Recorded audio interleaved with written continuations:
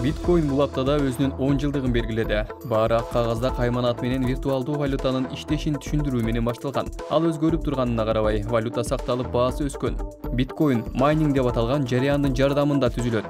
Бирок онлайн биржалар кадимки валюталар менен соода жүргүзөт. Сатыкка чыккан жаңы түзүлүш дүйнөдөгү эң алдыңкы социалдык роботту адам менен жандуураак байланыштырууну көздөөдө. Фурат битти маскада көрсөтүү үчүн проекция системасын колдонот. Робот ар кандай каарманды чагылдыруу үчүн түрдүү сезимди билдирүүчү жана жаңдоочу топтомдор бар. Илон Маск өзүнүн зеригиштүү тоннелин Твиттерде көрүүнү сунуштады. Тасмада Лос-Анджелестеги жердин астындагы тоннелдин ички көрүнүшүн тездетип көрсөткөн. Бул анын жолдордогу тыгын маселесин чечүүдөгү ыкмасы. Ал жер астындагы жогорку ылдамдыктагы коомдук транспортты курууну көздөйт. 15 жаштагы австралиялык бала дүйнөлүк дрон жарышында жеңишке жетти. Руди Броунинг 120 атаандашын артта калтырып, үйүнө дээрлик $26 000 акчалай сыйлык менен кайтты.